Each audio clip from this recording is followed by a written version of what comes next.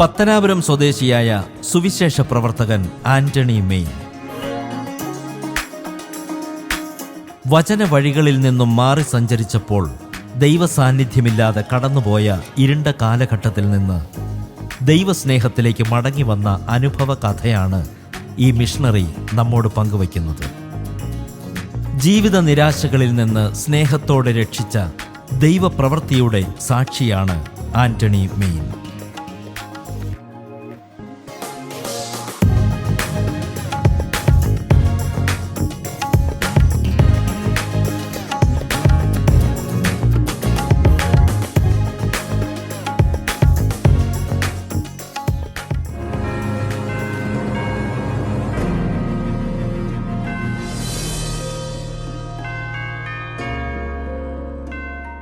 എൻ്റെ ഫാമിലി പറഞ്ഞാൽ ശരിക്കും ഒരു ആംഗ്ലോ ഇന്ത്യൻ ഫാമിലിയിലാണ് ഞാൻ ജനിക്കാനിടയായത്. എൻ്റെ പിതാവ് ആംഗ്ലോ ഇന്ത്യൻ ബാക്ക്ഗ്രൗണ്ടാണ്, മാതാവ് നാട്ടുകാരിയാണ്. എനിക്ക് 3 സഹോദരങ്ങളാണ്. അവർ 3 പേരും, അതിൽ ഞാൻ 4ാമത്തെ സഹോദരനാണ്. ഞങ്ങൾ 4 ആണുങ്ങളാണ്. എൻ്റെ UP സ്കൂൾ, ഹൈസ്കൂൾ വിദ്യാഭ്യാസമൊക്കെ നടക്കുന്നത് പത്തനാപുരം സെൻറ്റ് സ്റ്റീഫൻസ് സ്കൂളിലാണ്. അവിടുത്തെ പഠന സമയങ്ങളിൽ ഒരു സാധാരണ കുഞ്ഞുങ്ങളൊക്കെ ജീവിക്കുന്നതിൽ നിന്നും അല്പം വ്യത്യസ്തമായിട്ടായിരുന്നു എനിക്കുള്ള അനുഭവം. എൻ്റെ പിതാവും എൻ്റെ മാതാവും തമ്മിൽ ഒത്തിരി അകന്ന് ജീവിക്കേണ്ടതായ സാഹചര്യങ്ങളുണ്ടായി. ഏകദേശം 7 വർഷത്തോളം ഭവനത്തിൽ നിന്ന് ഭക്ഷണമൊന്നും കഴിക്കാതെയൊക്കെ പിതാവ് അകന്നിരുന്ന ഒരു സമയമുണ്ടായിരുന്നു. അതുകൊണ്ട് തന്നെ മാതാപിതാക്കൾ 2 പേരും 2 തട്ടിലായതുകൊണ്ട് പിതാവ് മാക്സിമം എന്നെ ഭൗതിക മേഖലകളിൽ അല്ലെങ്കിൽ ആത്മീകമല്ലാത്ത കാര്യങ്ങളിൽ പപ്പായോട് തന്നെ ചേർത്ത് നിർത്തി. അനാത്മീകമെന്ന് പറയാൻ ദോഷമായ വഴികളിലൊന്നുമല്ല. കടയിൽ നിന്നുള്ള ആഹാരം, ഭവനത്തിൽ നിന്നുള്ള ഭക്ഷണത്തേക്കാൾ കടയിൽ നിന്നുള്ള ആഹാരവും കാര്യങ്ങളും ഒക്കെ ആയി. പിന്നെ ജീവിതത്തിലെ അനുഭവങ്ങൾ പറയുകയാണെങ്കിൽ, സ്കൂൾ തലത്തിലെ അനുഭവങ്ങൾ പറയുകയാണെങ്കിൽ,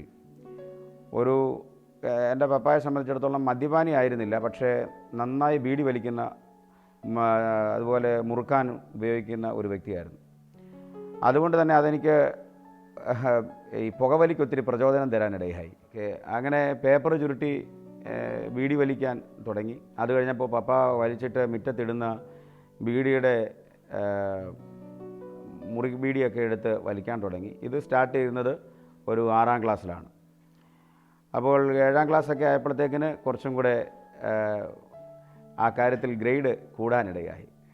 പിന്നെ അങ്ങോട്ട് പോയപ്പോഴത്തേക്കിന് 7ാം ക്ലാസ്സിൽ ആയപ്പോൾ എനിക്കൊരു സുഹൃത്ത് ഉണ്ടായിരുന്നു. അവർക്ക് അരിഷ്ടത്തിൻ്റെ കടയായിരുന്നു. അങ്ങനെ ആ അരിഷ്ടക്കടയിൽ പോയിരിക്കാൻ തുടങ്ങി. പതുക്കെ അരിഷ്ടം ഉപയോഗിച്ച് തുടങ്ങി. അങ്ങനെ ഈ ലഹരിയുടെ ഒരു സുഖം ചെറുതായിട്ട് അനുഭവിക്കാൻ തുടങ്ങിയപ്പോൾ പിന്നെ കള്ള് കിട്ടുന്നിടത്തുനിന്ന് കള്ള് വാങ്ങി ഉപയോഗിക്കാൻ തുടങ്ങി. അതിന് ആ സുഹൃത്തിൽ നിന്ന് ജീവിച്ചിരിപ്പില്ല. അങ്ങനെ 7ാം ക്ലാസ്സൊക്കെ ആയപ്പോഴത്തേക്കിന് ഞാൻ 7ാം ക്ലാസ്സിൽ ഒരു കുപ്പി കള്ളുമായിട്ട് ക്ലാസ്സിൽ പോയി. അവിടെ ചെന്നിരുന്ന് കാല് തട്ടി അത് താഴെ വീണു. അതിൻ്റെതായ പ്രത്യാഘാതങ്ങൾ ആ സ്കൂളിൽ നിന്ന് ശക്തമായിട്ടുണ്ടായി.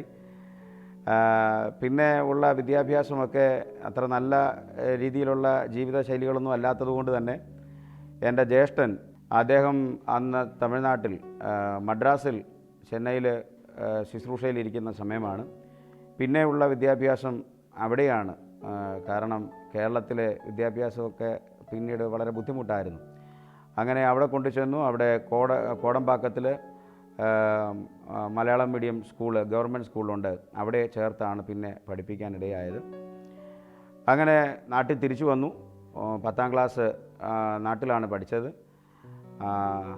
ആ സമയം വീണ്ടും അതേ സ്വഭാവങ്ങളൊക്കെ തന്നെ ആയിരുന്നു.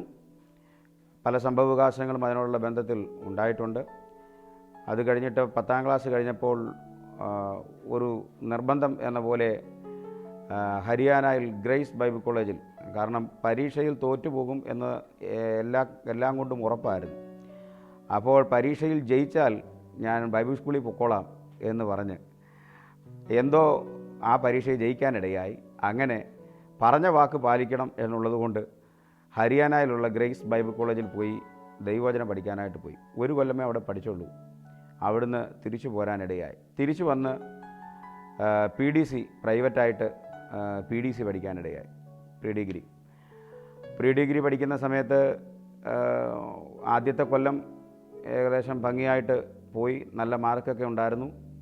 രണ്ടാമത്തെ കൊല്ലം ആയപ്പോഴത്തേക്കിന് പ്രൈവറ്റ് കോളേജൊക്കെ അല്ലേ, അതിൻ്റെതായ പ്രശ്നങ്ങളൊക്കെ ഉണ്ടായി. അവസാനം അത് അവിടുത്തെ പ്രിൻസിപ്പളെ തല്ലുന്ന അവസ്ഥയിലേക്ക് വന്നു. പ്രിൻസിപ്പൾ എന്നെ തല്ലി, ഞാൻ പ്രിൻസിപ്പളിനെ തല്ലി. അവസാനം അവരെല്ലാവരും കൂടെ പൊക്കിയെടുത്ത് എന്നെ വെളിയിൽ കൊണ്ടുവന്നാക്കി. അവിടുന്ന് ഞാനങ്ങ് പോയി. പിന്നെ ഞാൻ പ്രീ ഡിഗ്രി പഠിക്കാതെ തന്നെ പിന്നെ അവിടെ എൻ്റെ സുഹൃത്തുക്കളൊക്കെ ഉണ്ടായിരുന്നു. അവരെനിക്ക് ബുക്കും കാര്യങ്ങളുമൊക്കെ തന്നു. അതൊക്കെ കൊണ്ടുവന്ന് ഞാൻ പഠിച്ചു. എനിക്ക് ബുക്ക് തന്ന പലരും തോറ്റുപോയി. പക്ഷേ ഞാൻ ആ പ്രീ ഡിഗ്രിക്ക് ജയിക്കാനിടയായി. അങ്ങനെ ഇരിക്കുന്ന സമയത്ത് ശരിക്കും കർത്താവിനെ അറിയുവാനുള്ളതായ സാവകാശമുണ്ടായി. ഈ ICPF ഇൻ്റർ കോളേജുകേറ്റ് പ്രെയർ ഫെലോഷിപ്പ്, അതിൽ പ്രവർത്തിക്കുന്ന ഈ യൗവനക്കാരുണ്ട്, അവരുമായിട്ട് ഒരു അടുപ്പം ഉണ്ടാകാനിടയായി.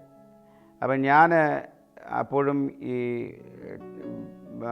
അധികമൊന്നും ആരും അറിയാതെ ചെറിയ രീതിയിൽ മദ്യപാനമൊക്കെ ഇങ്ങനെ തുടരുന്നുണ്ടായിരുന്നു. അപ്പോൾ അതവർക്ക് അറിയാം. അവരെന്നെ നിരന്തരമായിട്ട് വന്ന് കൗൺസിലിംഗ് പോലെ നിർബന്ധിക്കുകയും പറയുകയൊക്കെ ചെയ്തു. നിരന്തരമായിട്ട് അവരെ പല പ്രാവശ്യം ഞാൻ ഒഴിവാക്കിയിട്ടും അവരെന്നെ പല പ്രാവശ്യം എന്നോട് സംസാരിക്കുകയും പറയുകയും ഒക്കെ ചെയ്തു. അപ്പം കുറേ പ്രാവശ്യമായപ്പോൾ ഞാൻ ചിന്തിച്ച്, ഇവരുമായിട്ട് എനിക്കൊരു ബന്ധവുമില്ല, ഇവരെൻ്റെ രക്തബന്ധമല്ല, ഇവരെൻ്റെ സഹോദരങ്ങളല്ല, ഇവരുമായിട്ട് എനിക്കൊരു ബന്ധവുമില്ല. പക്ഷേ എന്നിട്ടും ഇവരെന്തുകൊണ്ടാണ് ഞാൻ നന്നായി കാണണം, എൻ്റെ ഈ സ്വഭാവങ്ങളിൽ നിന്നൊക്കെ ഒരു മാറ്റമുണ്ടാകണമെന്ന് ഇവരാഗ്രഹിക്കുന്നത് എന്തിനാണ് എന്ന് ഞാൻ ചിന്തിക്കാനിടയായി. അങ്ങനെ ചിന്തിച്ചപ്പോൾ എനിക്ക് മനസ്സിലായി, ഇതിൻ്റെ അടിസ്ഥാനം എന്ന് പറയുന്നത് ദൈവസ്നേഹം എന്നുള്ളതാണ്. അപ്പോൾ രക്തബന്ധങ്ങളുടെ സ്നേഹത്തേക്കാൾ, ബന്ധുക്കളുടെ സ്നേഹത്തേക്കാൾ ഒക്കെ ഉപരിയായിട്ടുള്ളതൊന്നാണ് ഈ ദൈവസ്നേഹം എന്ന് മനസ്സിലാക്കാനിടയായി. ഇല്ലെങ്കിൽ അവരൊരിക്കലും ഞാൻ രക്ഷപ്പെടണമെന്നോ ഞാൻ നന്നായി കാണണമെന്നോ അവർ ആഗ്രഹിക്കേണ്ട കാര്യമില്ല. അങ്ങനെ യേശുവിനെ അറിയാനുള്ളതായ മുഖാന്തരം ഉണ്ടായി. അങ്ങനെ ബൈബിൾ സ്കൂളിൽ പോകാനുള്ളതായ ഒരു തീരുമാനത്തിലേക്ക് വരാനിടയായി. 7 വർഷത്തോളം അമ്മയുടെ കയ്യിൽ നിന്നൊരു പച്ചവെള്ളം പോലും വാങ്ങിച്ചു കുടിക്കാതെ പപ്പ അകന്നിരിക്കാനിടയായി. അങ്ങനെയുള്ള ഒത്തിരി പ്രതികൂലങ്ങളുടെ നടുവിലാണ് അമ്മ വിശ്വാസ ജീവിതത്തിൽ നിലനിൽക്കാനിടയായത്. അതുകൊണ്ട് തന്നെ ശക്തമായി എനിക്ക് വേണ്ടിയും പ്രാർത്ഥിക്കുന്നുണ്ടായിരുന്നു. ആ സാഹചര്യത്തിൽ എന്നെ സൺഡേ സ്കൂളൊക്കെ പഠിപ്പിച്ചത് ജോസ് ചൗമൽ എന്ന് പറയുന്ന ഒരു അനുഗ്രഹിക്കപ്പെട്ട അച്ഛനാണ്. ഇന്ന് അദ്ദേഹവും ആത്മീയ ശുശ്രൂഷകളുള്ള ബന്ധത്തിൽ ബോംബെയുടെ പ്രദേശത്തായിരിക്കുന്നു. ഇവരെയൊക്കെ ഈ സമയത്ത് ഞാൻ ഓർക്കുന്നു നന്ദിയോടെ. എൻ്റെ ബാല്യകാലത്തിൽ അവരൊക്കെ എനിക്ക് വളരെ അനുഗ്രഹിക്കപ്പെട്ടവരായിരുന്നു. എൻ്റെ ജ്യേഷ്ഠൻ വിൻസെൻ്റ് മെയിൻ, അദ്ദേഹം എന്നെ ഷാരോൺ ബൈബിൾ കോളേജിലേക്ക് കൊണ്ടുചെന്നാക്കുവാനിടയായി. ഗ്രേസ് ബൈബിൾ കോളേജിലും അദ്ദേഹം എന്നോടൊപ്പം ഉണ്ടായിരുന്നു, എൻ്റെ സീനിയറായിട്ട് അവിടെ ഉണ്ടായിരുന്നു. ഷാരോണിൽ ഞാൻ 1 വർഷം പഠിക്കാനിടയായി. അങ്ങനെ 1 വർഷം അവിടെ പഠിച്ചുകൊണ്ടിരിക്കുന്ന സമയത്ത് എനിക്ക് മണക്കാല ഫെയ്ത്ത് തിയോളജിക്കൽ സെമിനാരിയിൽ പഠിക്കാനായിട്ട് അവസരത്തെ ദൈവം തരാനിടയായി.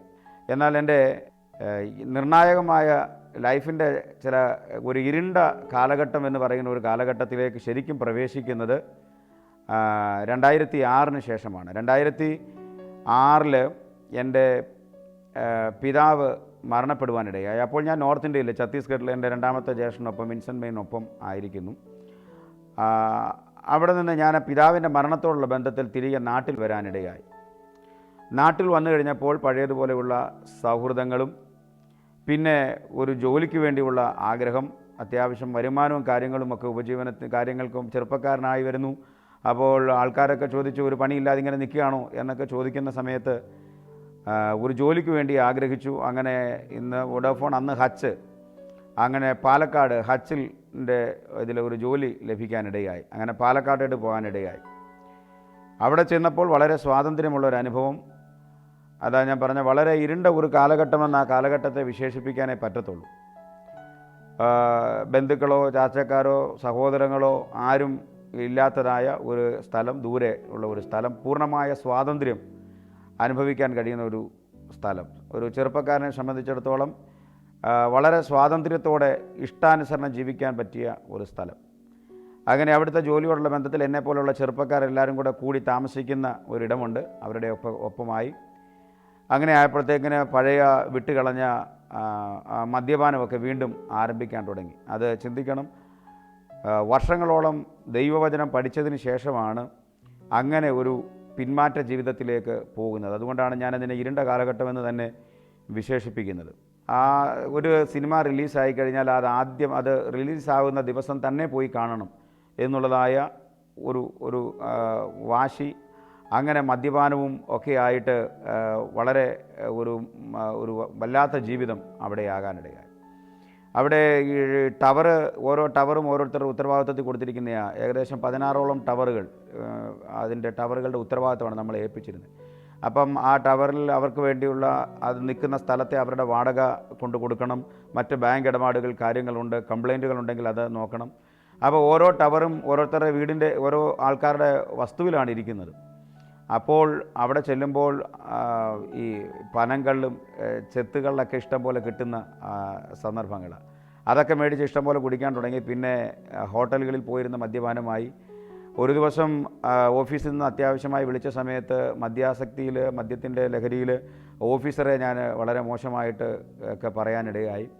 അങ്ങനെ എനിക്ക് അവിടുന്ന് ട്രാൻസ്ഫറായി.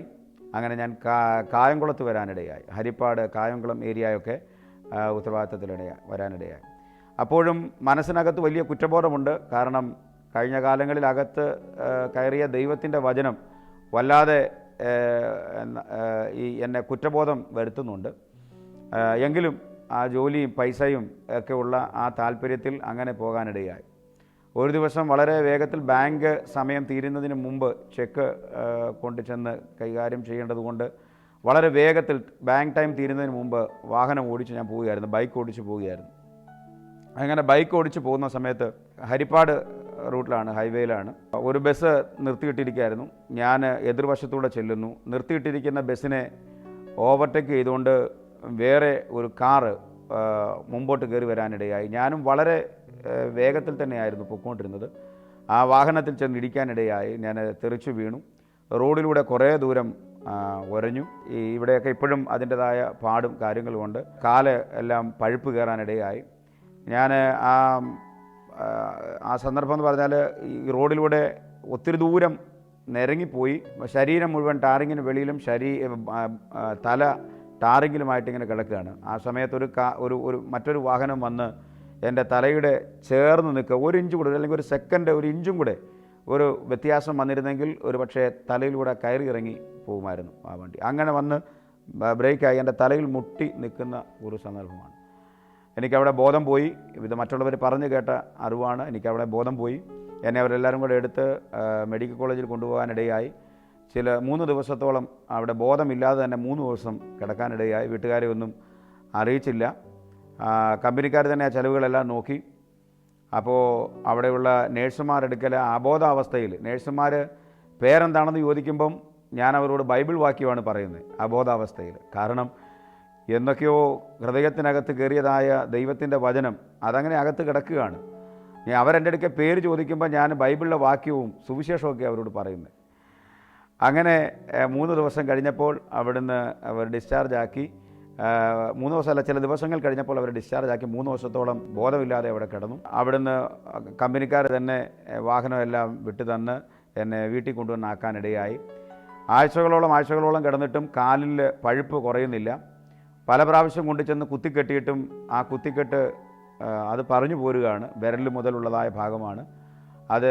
താമര വിരിഞ്ഞു പോകുന്നത് പോലെ അങ്ങ് വിരിഞ്ഞു പോവുക. പിന്നെ കാലിൻ്റെ മുട്ടിൻ്റെ ഭാഗം വരെ പതുക്കെ പഴുപ്പ് കയറാനിടയായി. വല്ലാതെ ഭയം തോന്നാനിടയായി. ഇനി അത് മുറിച്ച് കളയേണ്ടി വരുമോ എന്ന് പോലും ഭയം അകത്ത് തോന്നാനിടയായി. അങ്ങനെ പഴുപ്പ് കയറി വല്ലാത്ത ഒരു ബുദ്ധിമുട്ടായി. അപ്പോൾ ദൈവസന്നിധിയിൽ ഞാൻ തീരുമാനമെടുത്തു. എല്ലാ പരിപാടിയും അവസാനിപ്പിച്ച് ദൈവാലോചന പോലെ ഞാൻ സുവിശേഷ വേലയ്ക്ക് വേണ്ടി പൊക്കോളാം എന്ന ദൈവസന്നിധിയിൽ തീരുമാനിക്കാനായിട്ട് ഇടയായി. എന്നെ ഇവിടുന്ന് സൗഖ്യമാക്കി എഴുന്നേൽപ്പിക്കുകയാണെങ്കിൽ ഇനി ഞാൻ സുവിശേഷ വേലയ്ക്ക് പൊക്കോളാം എന്ന് ദൈവസന്നിധിയിൽ തീരുമാനിച്ചു. അപ്പോൾ എൻ്റെ ഓരോ അപ്ഡേറ്റും കമ്പനിക്കാർ അറിയുന്നുണ്ടായിരുന്നു, അന്വേഷിക്കുന്നുണ്ടായിരുന്നു. മെഡിക്കൽ സ്റ്റോറിൽ നിന്ന് മേടിക്കുന്ന മരുന്നിന് പോലും അവർ തന്നെയാണ് അന്ന് എനിക്ക് പൈസ തന്നുകൊണ്ടിരുന്നത്. ഞാൻ സൗഖ്യമായി എന്നറിഞ്ഞപ്പോൾ അവർ എനിക്ക് ഒരു അറിയിപ്പ് തരാനിടയായി. ഇത്രയും പ്രയാസത്തിലൂടെയൊക്കെ പോയതുകൊണ്ടും ആക്സിഡൻ്റ് ആയിരുന്നതുകൊണ്ടും ഇപ്പോൾ നിങ്ങളുടെ വീടിൻ്റെ അടുത്ത് തന്നെ ആര്യങ്കാവ് മുതൽ ചടയമംഗലം വരെയുള്ള സൈറ്റുകളുടെ ഉത്തരവാദിത്തം ഏൽപ്പിക്കാം എന്ന് പറയാനിടയായി. അപ്പോൾ ശമ്പളവും അല്പം കൂടെ കൂടുതൽ തരാൻ. കാരണം ഞാൻ വളരെ വിശ്വസ്തയോടെ ആ കാര്യങ്ങൾക്ക് വേണ്ടിയൊക്കെ ഓടുകയും അധ്വാനിക്കുകയൊക്കെ ചെയ്തിരുന്നു. ഏത് സമയത്ത് അവർ വിളിച്ചാലും ഞാൻ അവൈലബിൾ ആയിരുന്നു. അങ്ങനെയൊക്കെ ഉള്ളതുകൊണ്ട് അവർക്ക് എന്നോട് വലിയ കാര്യമായിരുന്നു. അങ്ങനെ ഒരു ഓഫർ വന്നപ്പോഴത്തേക്കിന് വീണ്ടും ഞാൻ ദൈവത്തോട് പറഞ്ഞ വാക്ക് മറുതലിച്ചിട്ട് ഞാൻ പറഞ്ഞു, ഞാൻ സുവിശേഷ വേല ചെയ്തോളാം, ജോലിയോടുകൂടി സുവിശേഷ വേല ചെയ്തോളാം. എനിക്ക് ഈ വിശ്വാസികളുടെ ദശാംശവും സ്വോത്രാഴ്ചയും ഒക്കെ മേടിച്ച് അങ്ങനെ കഴിക്കേണ്ട കാര്യമില്ല. ഞാൻ തന്നെ ജോലി ചെയ്ത് സുവിശേഷ വേല ചെയ്തോളാം.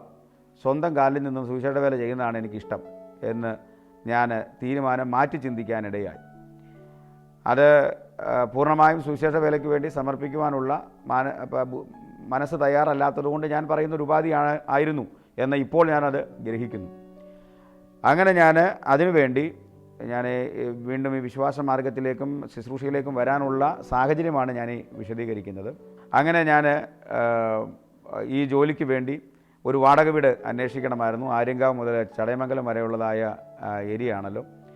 അങ്ങനെ ഇരിക്കുന്ന സമയത്ത് എൻ്റെ ഒരു കസിൻ സിസ്റ്റർ ബിൻസി എന്ന് പറയും, എൻ്റെ കസിൻ സിസ്റ്റർ. അപ്പോൾ എന്നെക്കുറിച്ച് അവരും ഓർത്ത് പ്രാർത്ഥിക്കുന്നുണ്ട്. കാരണം ഞാൻ മണക്കാല ബൈബിൾ സ്കൂളിൽ പഠിച്ചുകൊണ്ടിരിക്കുന്ന സമയത്ത് അവർ അടൂർ പാർക്കുന്നുണ്ടായിരുന്നു. ഞാൻ അവിടെ പോകുമായിരുന്നു. അവിടെ ചെല്ലുന്ന സമയത്ത് പെങ്ങളുടെ അടുക്കൽ ദൈവത്തിൻ്റെ വചനം പറയുമായിരുന്നു. എൻ്റെ സുഹൃത്തുക്കളെ ഞാൻ അവിടെ കൂട്ടിക്കൊണ്ട് പോകുമായിരുന്നു. അവരെനിക്ക് വേണ്ടി വളരെ ശക്തമായിട്ട് എൻ്റെ നിലപാടുകളും കാര്യങ്ങളും ഒക്കെ കണ്ടപ്പോൾ അവർ എനിക്ക് വേണ്ടി വളരെ ശക്തമായിട്ട് പ്രാർത്ഥിക്കുന്നുണ്ടായിരുന്നു. അവിടെ പാർത്തുകൊണ്ട് ഞാൻ ജോലിക്ക് പോകാനിടയായി. അപ്പോൾ ജോലിയോടുകൂടി സുവിശേഷ വേല ചെയ്യാമെന്നൊക്കെ ദൈവത്തോട് പറഞ്ഞെങ്കിലും ജോലി മാത്രമേ നടന്നുള്ളൂ, സുവിശേഷ വേലയൊന്നും നടന്നില്ല. ചിലപ്പോൾ സഭായോഗത്തിന് പോലും പൂർണ്ണമായിട്ട് പങ്കെടുക്കാൻ പറ്റാത്ത സ്ഥിതിയായി. സഭായോഗത്തിനിടയ്ക്ക് ജോലി സ്ഥലത്ത് നിന്ന് കോള് വരും, അപ്പോൾ അങ്ങോട്ട് പോകും. അങ്ങനെ ഒരു സാഹചര്യമായി. സഭായോഗം പോലും കൃത്യമായി പങ്കെടുക്കാത്ത ഒരവസ്ഥയിലേക്ക് വരാനിടയായി. എന്നാൽ മദ്യപാനമോ മറ്റ് സ്വഭാവങ്ങളോ ഒക്കെ ആ ഒരു ആക്സിഡൻറ്റ് സംഭവത്തോടു കൂടി ഉപേക്ഷിക്കാനിടയായി. മറ്റ് അങ്ങനെയുള്ള ദുശീലങ്ങളൊന്നും ഇല്ലായിരുന്നു. എന്നാൽ ദൈവിക വചനപ്രകാരം പോവുകയോ ആത്മീക ശുശ്രൂഷയിലേക്ക് പ്രവേശിക്കാനോ ഒന്നും താല്പര്യമില്ലാത്തതായ ജോലി ചെയ്യണം എന്നുള്ള ആഗ്രഹം ഇങ്ങനെ അകത്ത് കടന്നുകൂടിയിരിക്കുന്ന സമയം. ആ സമയത്ത് ഈ പെങ്ങളും ഒക്കെ എനിക്ക് വേണ്ടി വളരെ പ്രാർത്ഥിക്കാനിടയായി.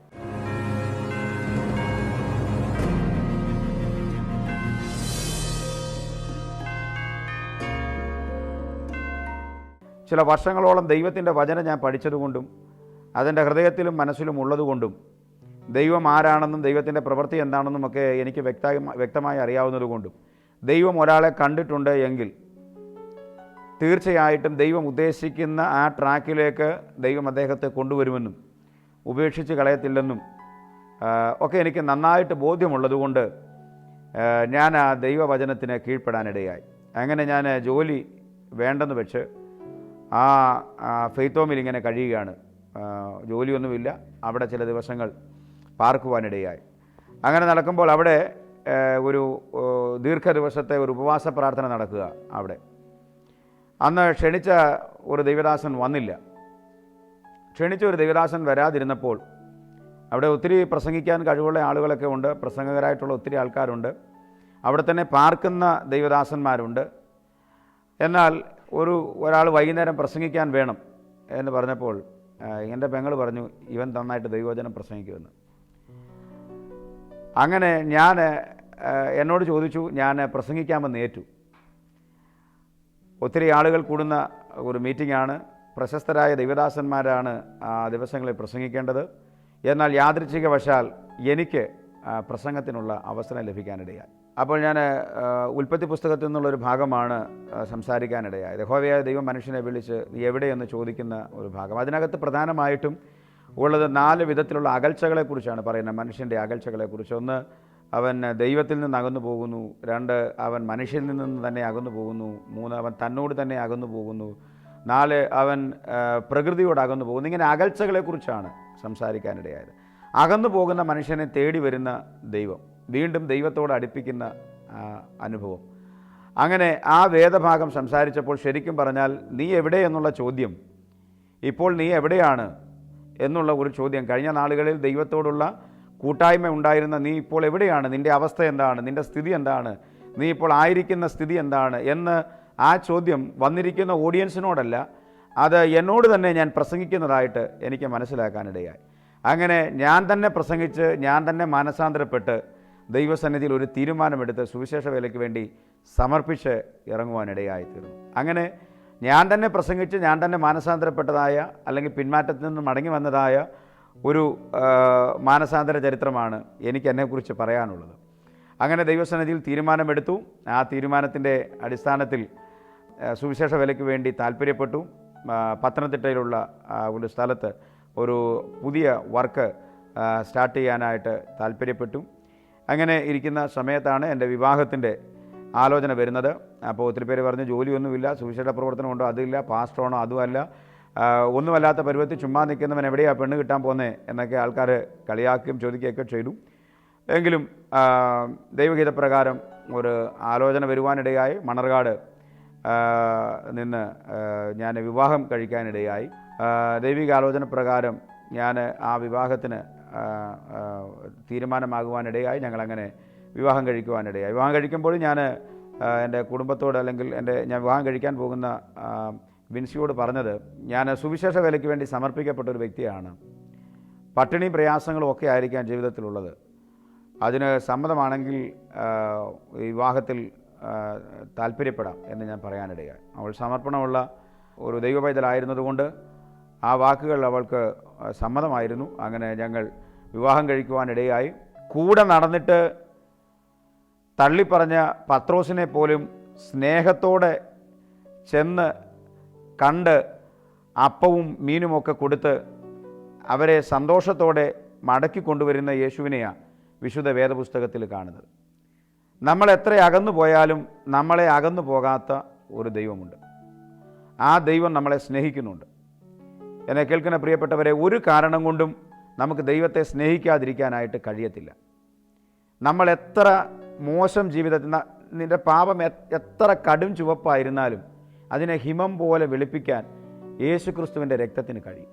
അതുകൊണ്ട് ഞാൻ ഇത്രയും പാപിയായിപ്പോയല്ലോ, ഞാൻ പിന്മാറ്റത്തിൽ പോയവനാണല്ലോ, ഇനി കർത്താവ് എന്നെ സ്വീകരിക്കുമോ, ഇനി എനിക്ക് മടങ്ങി വരാൻ കഴിയുമോ, ഞാൻ എൻ്റെ ജീവിതം വളരെ മോശമായിട്ട് നയിച്ചല്ലോ, ഇനി എനിക്ക് മടങ്ങി വന്നാൽ കർത്താവ് എന്നെ സ്നേഹിക്കുമോ, കർത്താവ് എന്നെ ഇഷ്ടപ്പെടുമോ, കർത്താവ് എന്നെ തള്ളിക്കളയത്തില്ലേ എന്നൊക്കെ ഹൃദയത്തിൽ ഇങ്ങനെ ആശയക്കുഴപ്പത്തിലായിരിക്കുന്ന ആളുകളുണ്ട്. നിങ്ങളോട് പറയാനുള്ളത്, നിങ്ങൾ ദൈവത്തിൽ നിന്ന് എത്ര അകന്നു പോയി എന്ന് പറഞ്ഞാലും നിങ്ങളെ വെറുക്കുന്ന ഒരു ദൈവത്തെ അല്ല വിശുദ്ധ വേദപുസ്തകം പഠിപ്പിക്കുന്നത്. നിങ്ങളെ സ്നേഹിക്കുന്ന ഒരു ദൈവത്തെയാണ്. ഒരു മകൻ ഒത്തിരി ദൂരത്തേക്ക് പോകാനിടയായി, പക്ഷേ എത്ര ദൂരത്ത് പോയാലും അവനെ വെറുക്കുന്നില്ല. അവൻ മടങ്ങി വരുന്നത് കാത്തിരിക്കുന്ന ഒരപ്പൻ. അതുപോലെ എന്നെ കേൾക്കുന്ന ശ്രോതാക്കളിൽ നിങ്ങൾ ആരെങ്കിലും ആത്മീക ക്രിസ്തീയ ജീവിതത്തിലേക്ക് വന്നിട്ട്, യേശുവിനെ ആരാധിച്ചിട്ട് സത്യാരാധനയിലേക്ക് വന്നിട്ട് ജീവിതത്തിലെ ഏതെങ്കിലും സാഹചര്യ നിമിത്തം പിന്മാറ്റത്തിലേക്ക് പോയ ഒരു വ്യക്തിയാണെങ്കിൽ നിങ്ങൾക്കു വേണ്ടി ആണ് ഞാൻ ഈ വാക്കുകൾ പറയുന്നത്. നിങ്ങൾ ഇനി മടങ്ങി വന്നാൽ കർത്താവ് സ്വീകരിക്കുമോ എന്നൊരു ആശങ്ക നിങ്ങൾക്ക് വേണ്ട. കർത്താവ് നിങ്ങളെ സന്തോഷത്തോടെ സ്വീകരിക്കും. കെട്ടിപ്പുണരുവാനും ചുംബനം തരുവാനും കാത്തിരിക്കുന്ന ഒരു അപ്പനെ പോലെ സ്നേഹത്തോടെ നമ്മുടെ വരവ് കാത്തിരിക്കുന്ന ഒരു പിതാവുണ്ട്. നിങ്ങൾ ഭാരപ്പെടേണ്ട, നിങ്ങൾ സങ്കടപ്പെടേണ്ട. വീണ്ടും കർത്താവ് എന്നെ സ്വീകരിക്കുമോ എന്ന് നിങ്ങൾക്ക് ആശങ്ക വേണ്ട. നിങ്ങളെ കർത്താവ് വെറുക്കുന്നോ എന്ന് നിങ്ങൾ ചിന്തിക്കേണ്ട. നിങ്ങളുടെ വരവും കാത്ത് ചുംബനം നൽകി സ്വീകരിക്കുവാൻ, സ്നേഹത്തോടെ കെട്ടിപ്പുണരുവാൻ താല്പര്യത്തോടെ കാത്തു നിൽക്കുന്ന ഒരു പിതാവിനെ പോലെ നമ്മെ കാത്തു നിൽക്കുന്ന ഒരു സ്വർഗീയ പിതാവുണ്ട്. ആ പിതാവിങ്കിലേക്ക് നിങ്ങളെ വീണ്ടും ഞാൻ ക്ഷണിച്ചുകൊണ്ട് ഞാൻ എൻ്റെ വാക്കുകൾ ഇവിടെ ഉപസംഹരിക്കുകയാണ്. കർത്താവ് നമ്മെ അനുഗ്രഹിക്കുമാറാണ്. യേശു എന്നെ അനുദിനം നടത്തിടും.